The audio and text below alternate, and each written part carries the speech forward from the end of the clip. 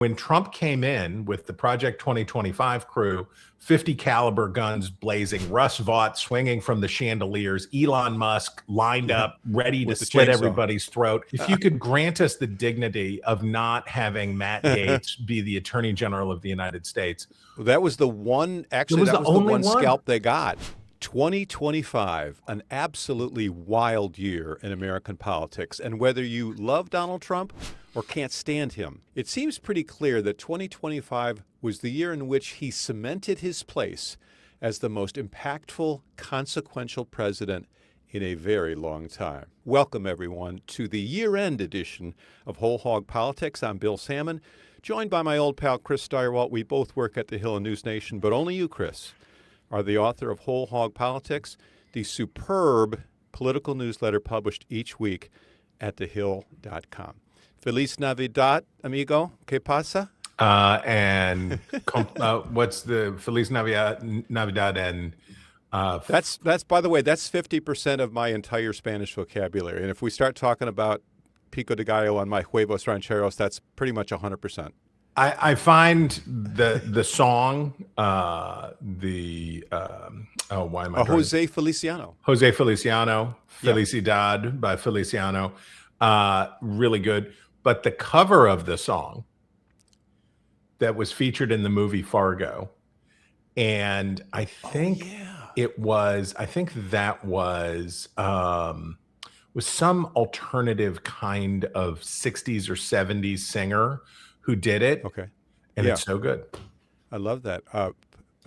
To viewers, put that in the comments, as they say, as the kids say. As the kids would say. Put the answer in the comments.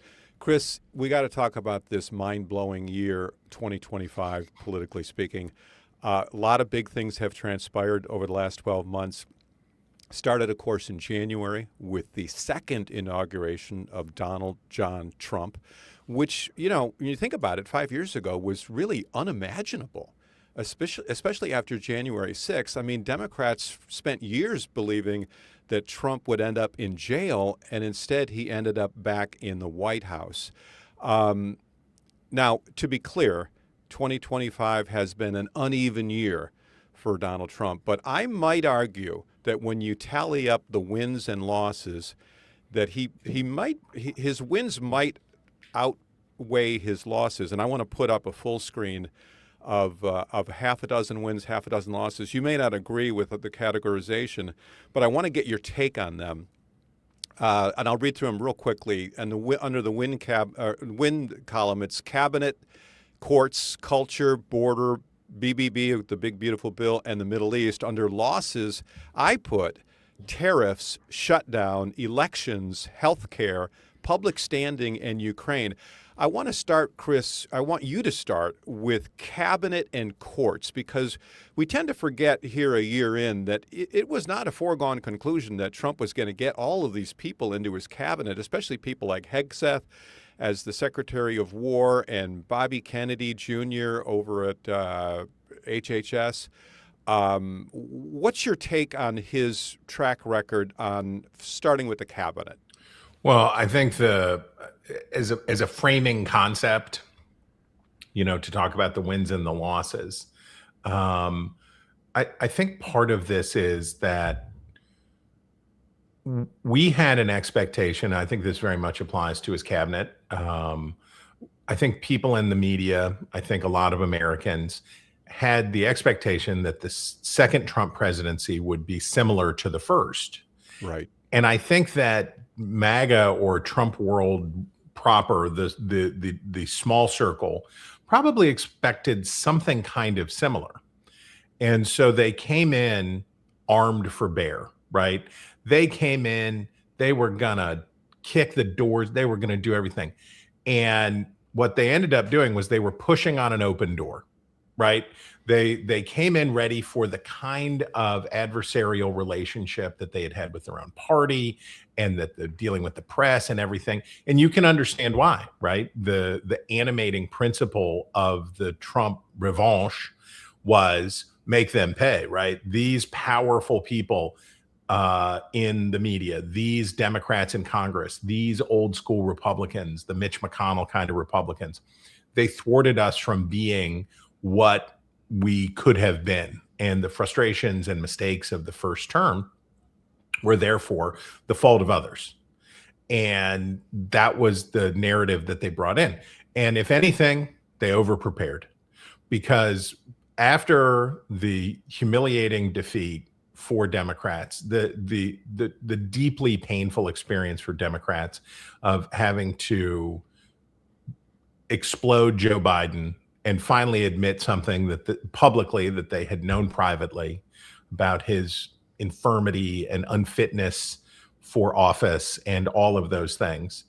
They got high on a little hopium for a while with Kamala Harris. And then when it all came crashing down and Trump won, and, you know, it wasn't by a lot, but it was a win. It was the first electoral college win, or the first popular vote win for a Republican since 2004.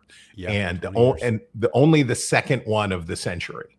And I think for Democrats, I think you exactly rightly identified the idea that Democrats had 4 years ago, right? Which was Trump has been banished. The attack on the Capitol, the effort to steal a second term, the misadventures during COVID have so besmirched him in his movement. There's no way he could come back. There's no way he's going to come back. To have that person not just come back, but to win in convincing fashion. By the way, I believed that. I mean, I assumed that in the weeks after January 6th. I thought, well, this is going to be pretty tough. It wasn't even clear that he was running, but it was something. Like it was something unlikely. No one had ever done, right? We talk about unprecedented. I often rip on people who are like, well, this is unprecedented. I'm like, read a book. But certainly we can say that there was no precedent for what Donald Trump did between Election Day 2020 and Inauguration Day 2021. There was no like, well, okay, you say this, but what about blah blah blah? Grover Cleveland, exactly. No, he didn't. This was something new and something different, and it was reasonable to expect, like, well, this will be terminal. If it was bad for Al Gore to sue to try to slow down the count in Florida in 2000, it must be terminal for Donald Trump to try to steal an election or steal a second term. And yet Democrats failed to see their own agency and part in the story. And they failed to see how Alvin Bragg and Fani Willis had ruined the narrative that they had built. They failed to see how Joe Biden's in other words, they went to the very act of going after him and trying to criminalize, and in such a crummy way, right? Like the crumminess, the Alvin Bragg's thirst and Fani Willis's thirst for accolades, attention, and instead of saying we should be very, very, very, very careful if we're prosecuting former presidents, this is setting a new precedent itself, so we should be careful. They were like, we're not waiting. We're not going to wait around. We can, bed sheet these charges. We can figure out a way to do this. And that just is one of a series of miscalculations that Democrats nationally made about how to deal with Donald Trump. So I think the context for the beginning of the year is Democrats are ruined, right? They are crushed, defeated, sad, despondent, disengaged.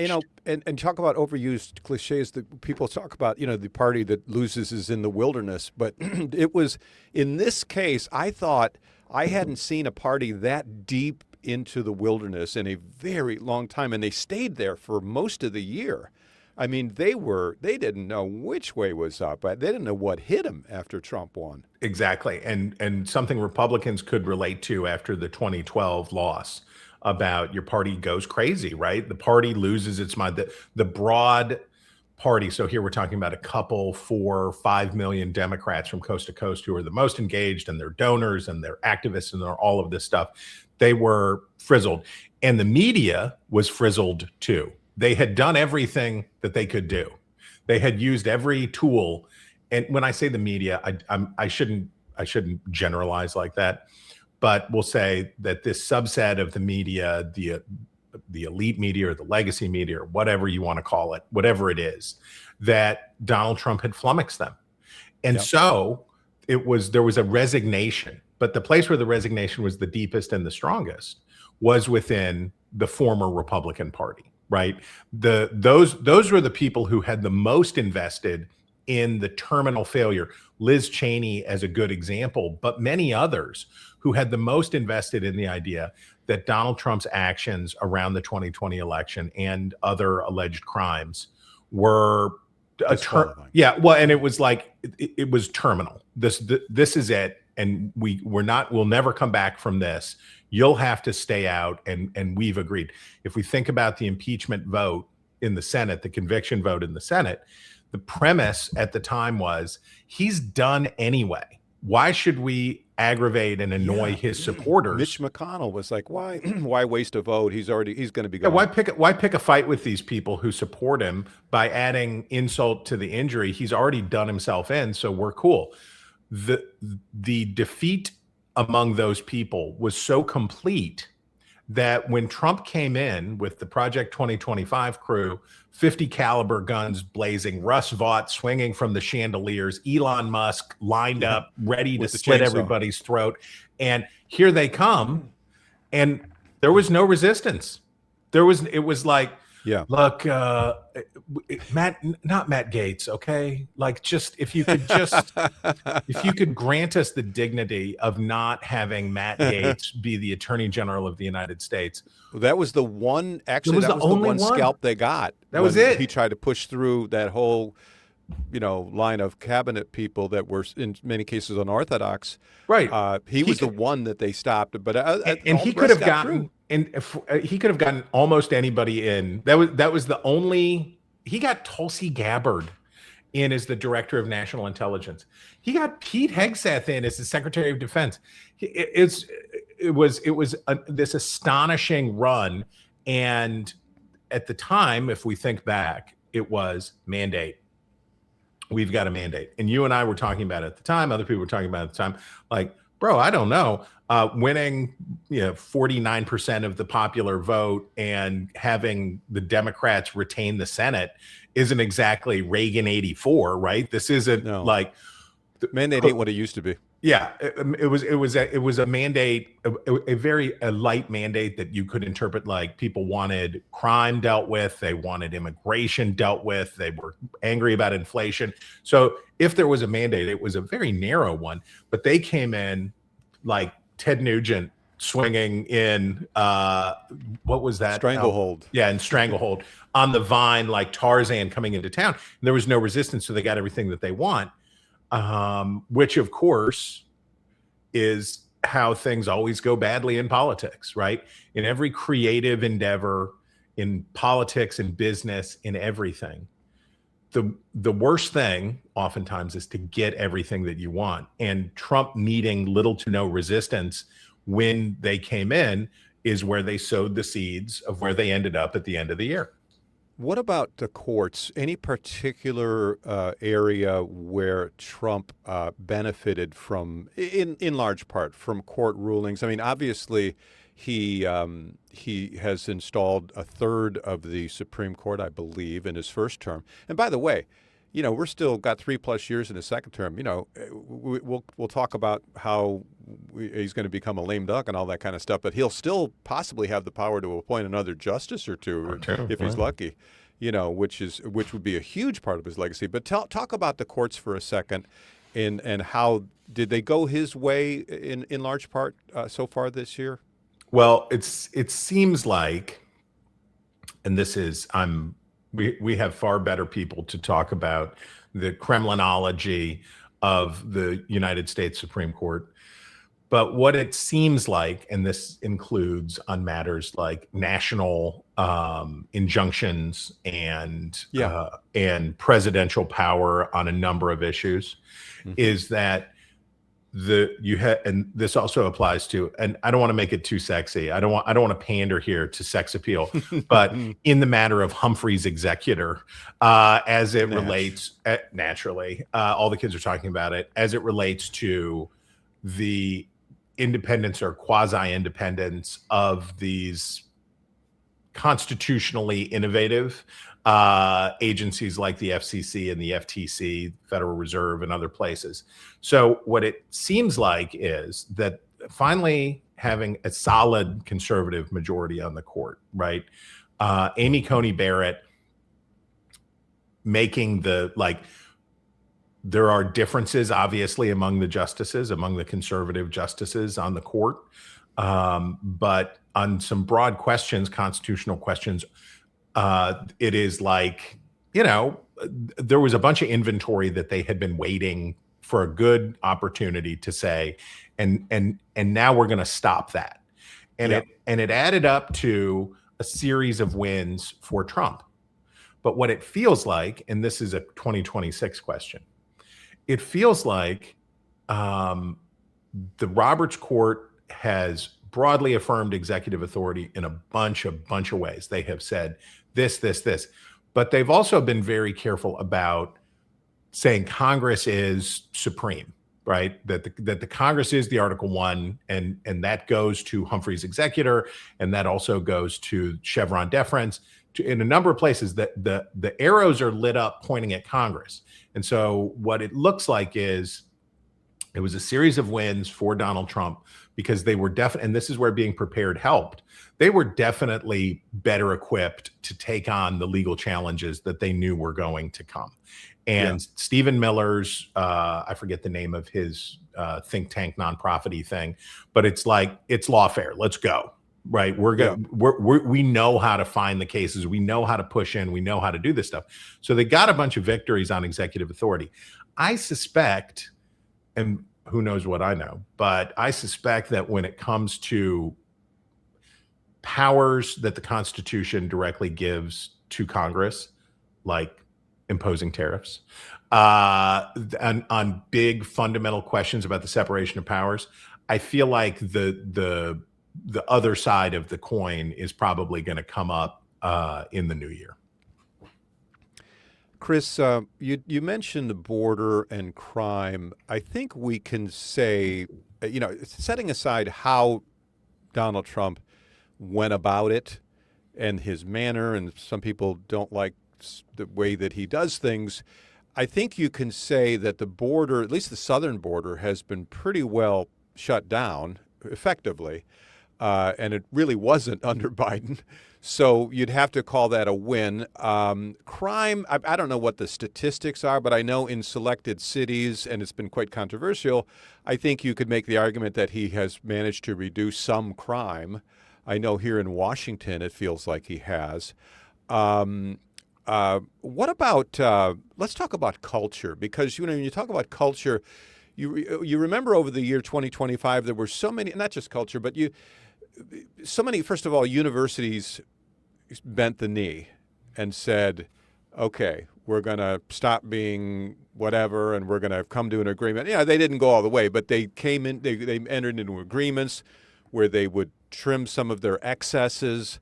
You had CEOs from big tech and other companies paying homage to Donald Trump, writing the checks for the ballroom, getting on board with him. He's no longer like a pariah to them in the way he was in his first term.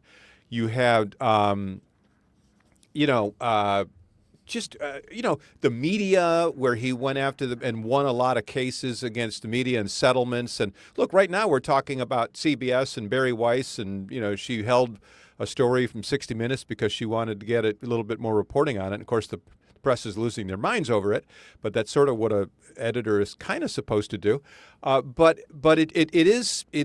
I mean, I don't think Barry Weiss would probably be the editor-in-chief if it hadn't been for Donald Trump, right? No. Because it has to do with the Ellisons and the so in the culture, and I'm not sure culture is the right word, but just in a societal sense, he's had a big impact, right? He hasn't changed everything, but he's made a dent.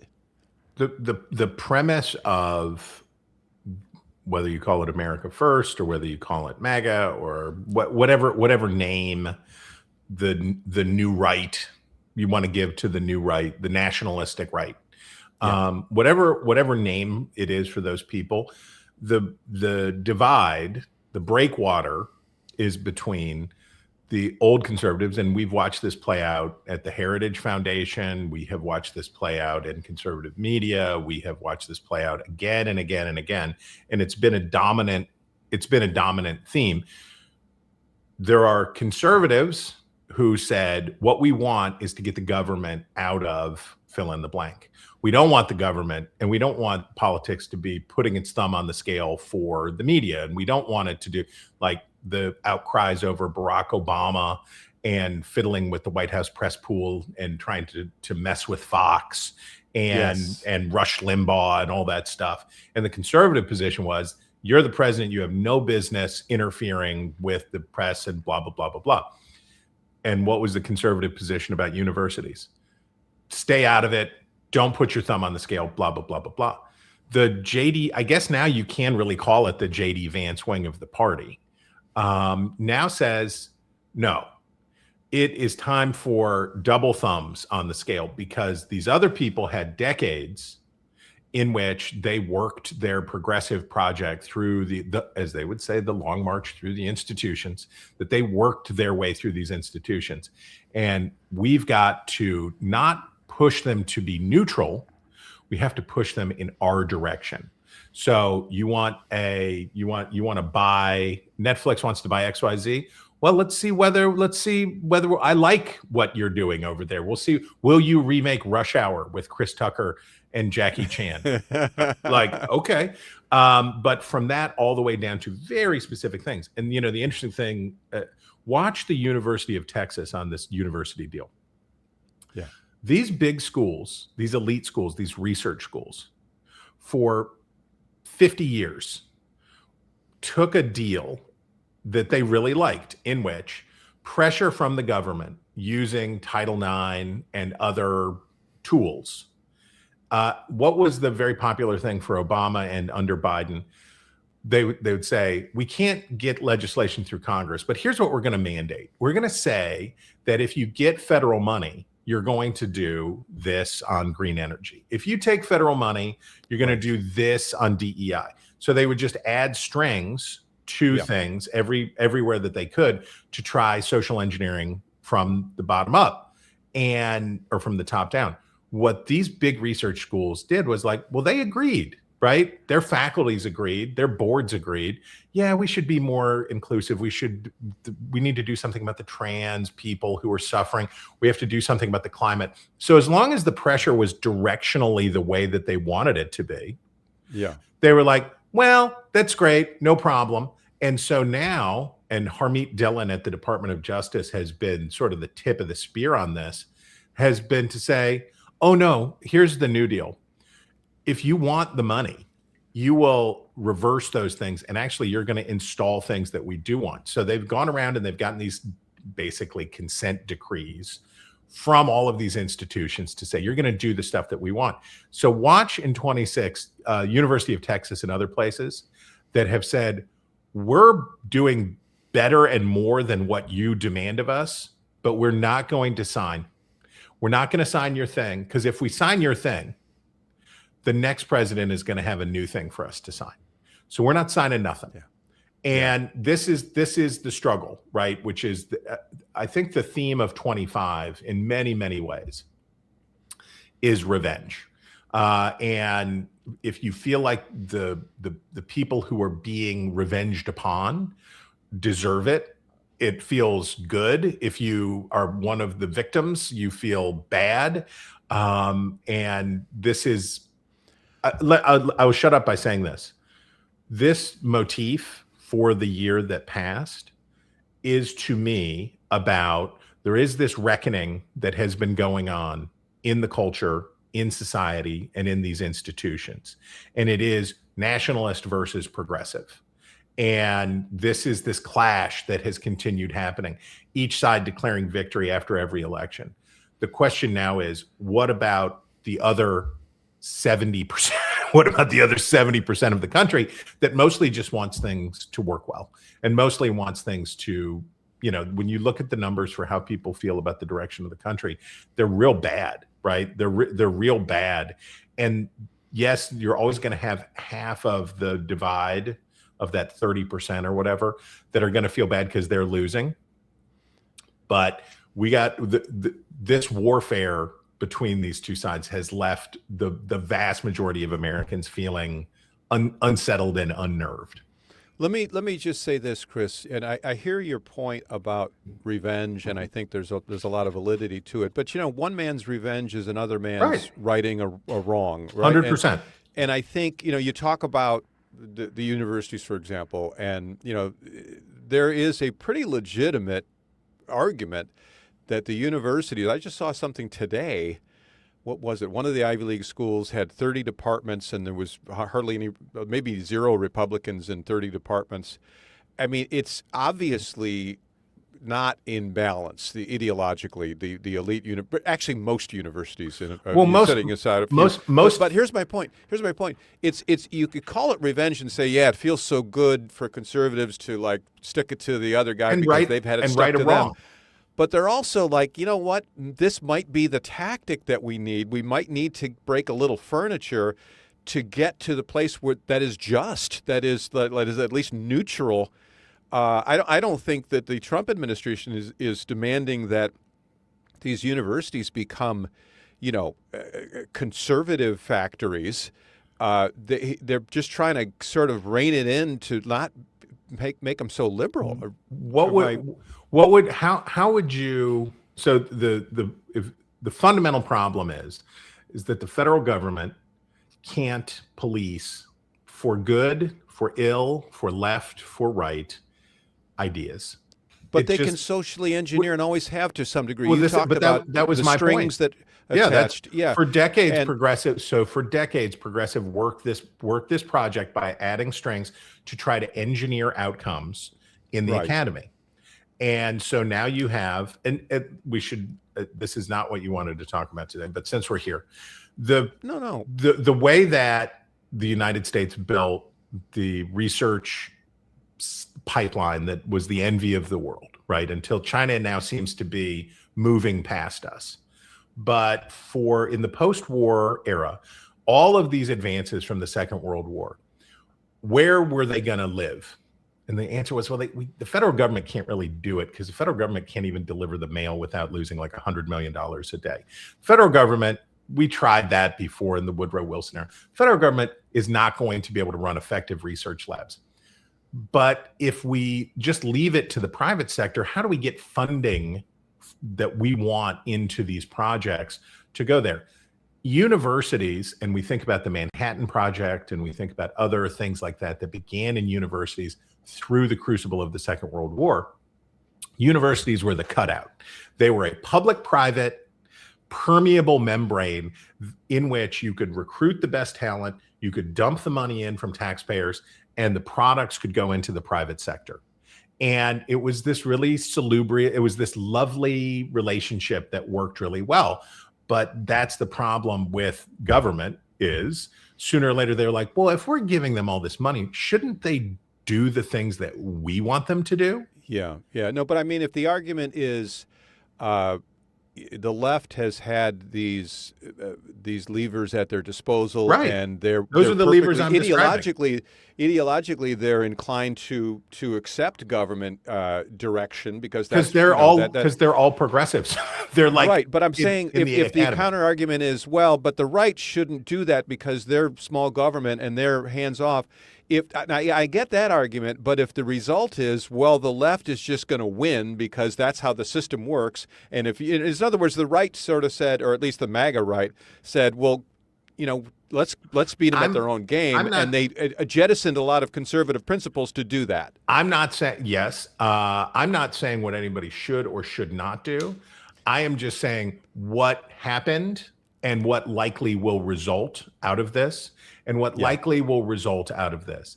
And I think this is a motif for the whole year.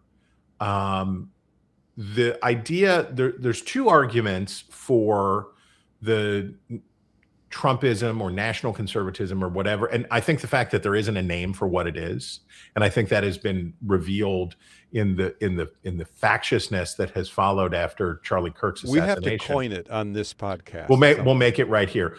But these little subsets, these little subcamps of like, well, I'm a Catholic integralist. No, actually, I'm a nationalist. No, I'm actually this. No, I'm actually that. Okay.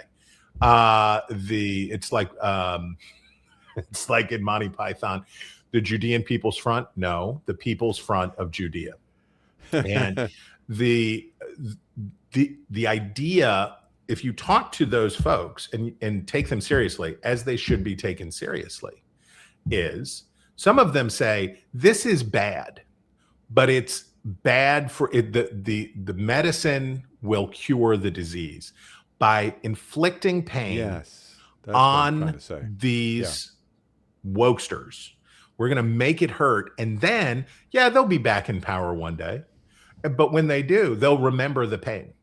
They'll remember the pain. So it's time to teach them a lesson Yeah. so that when they are back in power, they will be more abashed about abusing their power. And then there are the other people in the same movement, broadly, the broad movement, that say, actually, no. The real answer here is that we have to, and we saw this in the argument about tariffs. What are the tariffs for? Are the tariffs for getting to more free trade? Because if you talk to Scott Bessent and you listen to him, and the Secretary of the Treasury, and you say, okay, what are the tariffs for? The tariffs are a negotiating tool to eliminate trade restrictions in other countries so as to facilitate even greater frictionless trade around the globe. If you go talk to, who was it that said we were going to make the iPhones here? Do you remember that? Maybe it was Lutnick. Maybe it was the Commerce Secretary. If you talk to other people, they say the purpose of the tariffs is to remake the world economy with the United States as a self-sufficient domestic manufacturing powerhouse as it was in the 19th century. And those two ideas are both put forward in service of the same policy. And this is the inherent tension. Is MAGA a tool to get back to a more even level world, or is MAGA building a new empire that is fundamentally different from, that harkens back to a very different time? And those two things are in tension, inherent. Yeah, no, that's a great point, and maybe a little of each. Chris, you touched on tariffs, and I'm glad you did, because when I look at the year 2025, I put tariffs under losses, and I'm sure a lot of people will disagree with me, but I actually believe that, and I'm not taking a position on tariffs. I'm just saying Donald Trump may have ruined his political, good hand that he was dealt by right out of the gate doing this, what was it, Independence Day or whatever was it called? Liberation Day, sir. Liberation Day, and putting all these crazy tariffs on and then changing them and upping them and downing them, and no one knew what to do. And even though the economy had been resilient and is always resilient, I thought at that time, boy, I immediately sensed that this is a mistake politically. Even if you set aside the economic merits or demerits of the whole tariff argument, I thought politically it was not a good thing. And then after a while, he seemed to be doing so well politically. I thought, well, maybe I was wrong. But it seems now like the tariffs really are kind of coming home to roost a little bit, because the economy is the biggest nagging domestic drag on the president's approval, his popularity. You're looking at the midterms coming up. And yeah, prices. I mean, it's just, you can point to stuff that's gotten cheaper. And sure, there's been a lot of stuff that's gotten cheaper, but there's a lot of stuff that's still expensive, and a lot of stuff where it's getting more expensive. So looking at tariffs as a political measure, am I right to put it in the loss column? Because I also think most Republicans, like you mentioned last week, Republicans, senators would tell you privately that they hope to God that the Supreme Court throws out these tariffs and take that governor off the economy. There are the economic indicators, and we're missing a bunch of economic indicators because of the government shutdown. But broadly, the motif of the economy for 2025 was wild uncertainty. Right, the AI boom has continued to push people's 401ks and IRAs up. The amount of the run up in the stock market and we should remember that, we live in an era of defined contribution, not defined benefit retirement plans. So 60% or something, 70% of Americans are in the investor class now. So a big run up in the stock market has actual political windfalls. It's not like it was 50 years ago where that only applied to a handful of rich people. So that is significant, and the AI boom is significant, and all of those things are significant. But there is an underlying uncertainty for businesses, big and small, and for individual consumers. And the tariffs have pushed prices up, and they have not helped with, inflation plus tariffs pushing prices up. For Americans, they receive it as, during the Biden presidency, they would talk about no, this is transitory inflation. It's not real inflation, blah, blah, blah, blah, blah. Well, for a normal person, when your groceries cost 30% more, you can call it whatever you want. You can call it high prices. You can call it inflation. You can call it whatever. But it's the same thing when you're on the receiving end of it. It all feels like the same thing. And the uncertainty and the churn and the chop leads to, when we look in the data, you talked about the border. That's the only, according to the public, according to the American electorate, the only clear win for Donald Trump in 2025 was at the border. It's the only so the Associated Press National Opinion Research Center poll, they did their December poll. Okay, let's take stock. What do people think? And, I love the NORC poll because it's great and really well done. And you look at the bars, and the only one where he's not underwater is at the border. And he even has a substantial number of Democrats who say, yeah, because, when we think about how all the ways that Biden and Harris blew it, that's a real easy one, waiting until April of the election year to take seriously the concerns of people about the influx of migrants. So on that one, and then he's like a little underwater on crime, but like kind of almost break even, not quite. And then it just funnels all the way down to the bottom two issues, the economy and healthcare.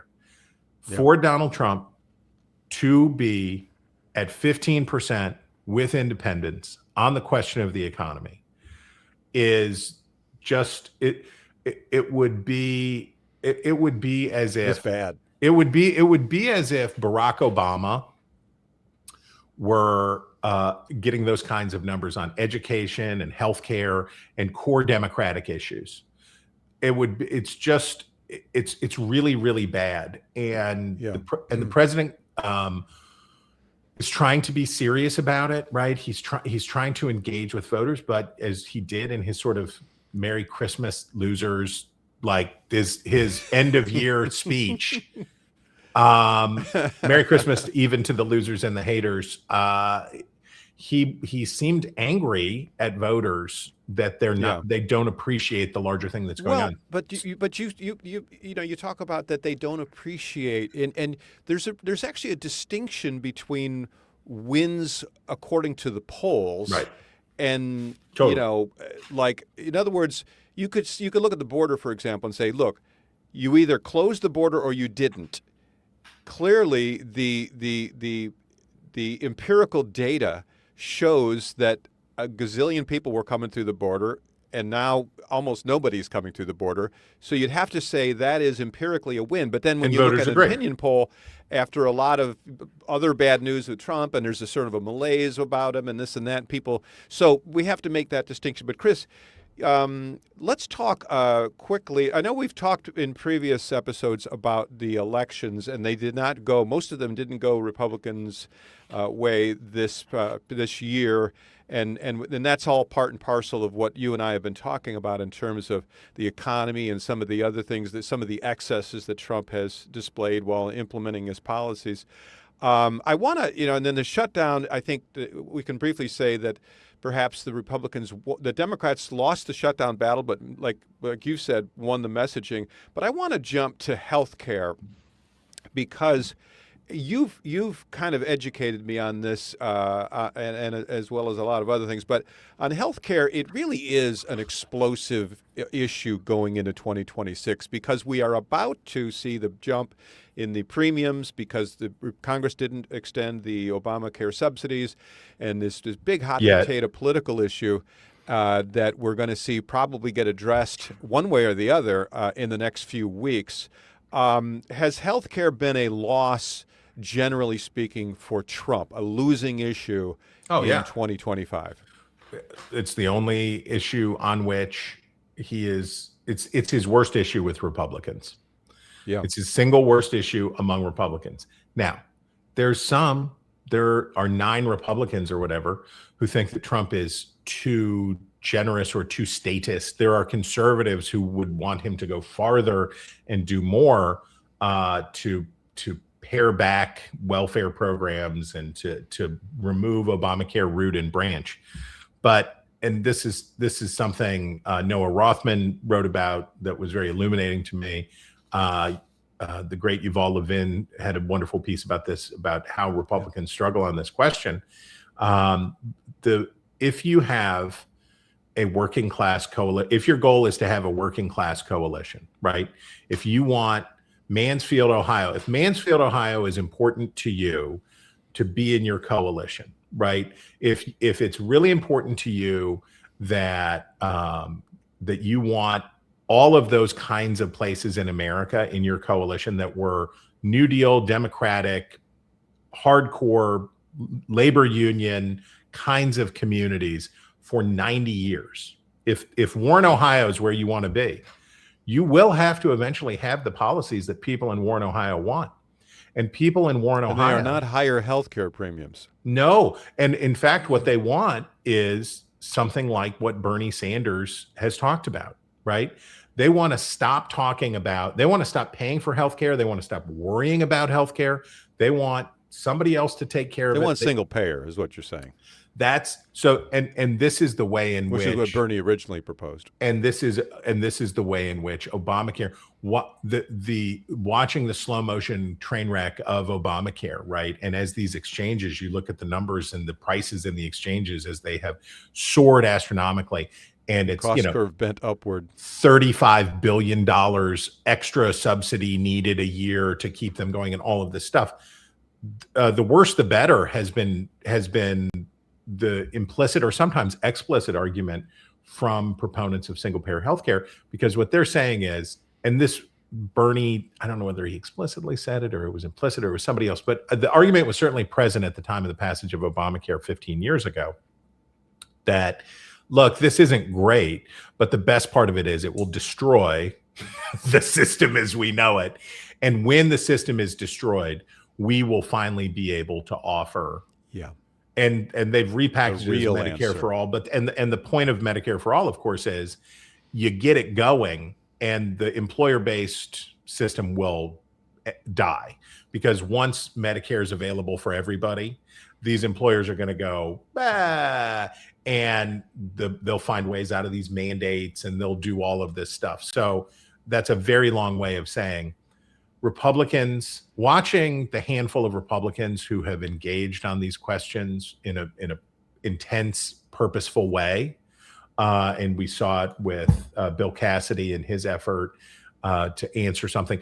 Like, there are Republicans. We interviewed Avik Roy, who was Romney's guy. Like, there are lots of suggestions about what might be done. But because the Republicans cannot agree on what that would be and do not want to take the political risk of saying so, right? They remember the pain, right? They remember the pain of Social Security, the attempted Social Security reform of George W. Bush's second term.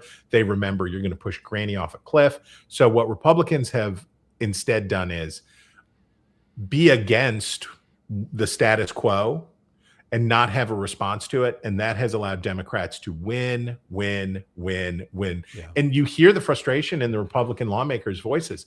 This program that you designed is failing. And now you're basically holding us up at gunpoint to say that if you do not prop up this failing program, you're going to pay the political price. And the Republicans don't want to have to do it, but they're going to do it. you know they're going to do it. They're going to do it because there's like 50 retirements already in Congress, and the Republicans are bracing for an absolute snot slinging beatdown. And as they face that, the incumbent members are going to say, "Hey, John Thune. Hey, Mike Johnson, you gotta cover me on that. I need more than a show vote. We have to give some money away, because if I don't give some money away, pretty soon I'm toast." Yeah, yeah. The casino that gives the money away. The casino that gives the money back. It's the casino that gives the money back. Lost in America with Albert Brooks. The last topic, Chris, I'm sorry this is going so long, but this is such a great year-end conversation, but I want to touch on foreign policy. There's a win in my mind, there's a loss, and then there's a to be determined. The win, I think, was generally the Middle East, the Israel-Hamas conflict, the bombing of Iran. That seemed to generally go Trump's way. The loss is this stubborn war, Russia versus Ukraine. Trump keeps talking about how he's going to end it. He's going to end it this first week or whatever it was, and he can't. It just seems to completely elude him. And then the sort of forward-looking foreign policy issue is, of course, Venezuela. It seems like the peace president may be contemplating, waging war, but maybe that's overstating it, because first he started blowing up alleged drug runner boats. Then he started, impounding oil tankers.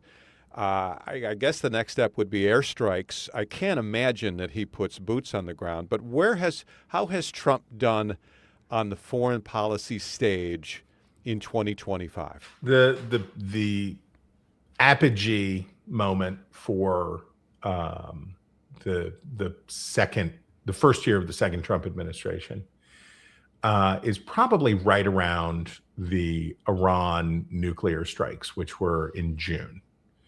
All the wins that we talked about at the beginning, and pushing on the open door, and a defeated Republican old guard and dispirited Democrats and all of these things, and the bombing of the nuclear facility in Iran is something that hawks wanted, right? It's something that those folks definitely wanted. And so Trump was giving sort of the Tom Cotton wing of the Republican Party, something that they had sought going back decades to really confront, go hard on Iran. And he got away with it with the America First, nationalist, whatever, because it was surgical, limited, specific, had no larger commitment. And it led to the peace deal for Israel. The absolute bludgeoning of Iran by Israel with the United States backing, and then the United States directly, deflated all of the resistance, first from Hezbollah and then from Hamas and all of these proxy armies for the Iranians. And you get this moment. So that's sort of the run, is from the bombing. And I forget when they signed the peace deal, blah, blah, blah, blah, blah. But like, let's say it's 6-8 weeks, 2 months between the two. So this is like domestically and internationally the zenith. The problem, of course, is that you can't get the Ukrainians to give up their own country. And that's been the problem, right? The problem is Hamas was cooked. They were done. That's it. The Ukrainians, man, they are tough monkeys. Got a lot of fight in them still. These guys are it's their cussedness and determination is hillbilly like in its impressive. It's just impressive. And so these guys are hanging on, and they won't go quietly. And Russia's a mess. And so this one can't be resolved to either side's satisfaction, because the war is still going on. So this doesn't please the nationalists.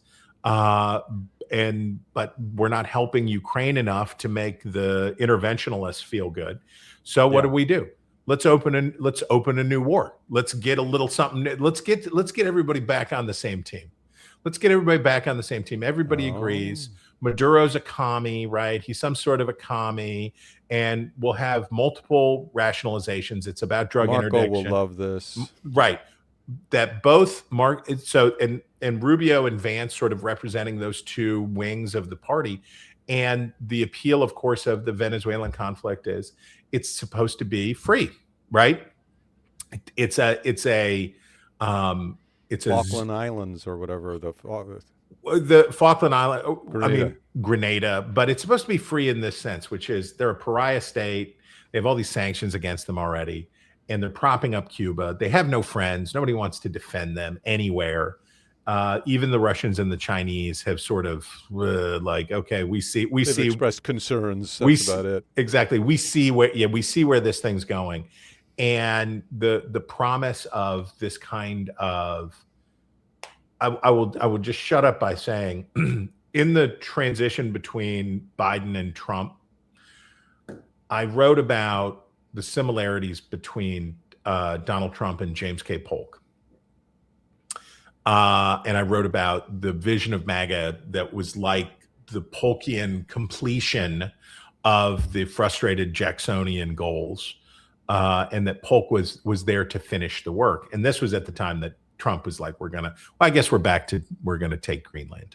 But this is back to hemispherical territorial expansion. Panama, we want this, you shut up. No, Canada's the 51st state and all of this stuff. And I said, this is in keeping with a sort of nationalist populist energy that the Jacksonians and that movement loved, right? Which was war with Mexico.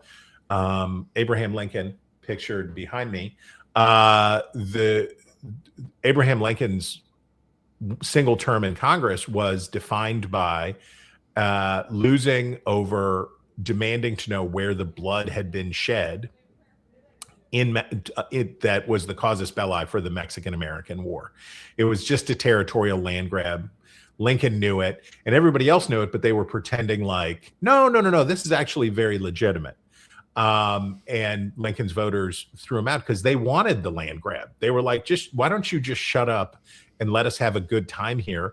We're going to kill a bunch of these Mexicans and we're going to take this land and we're going to increase the size of the United States by like 40%.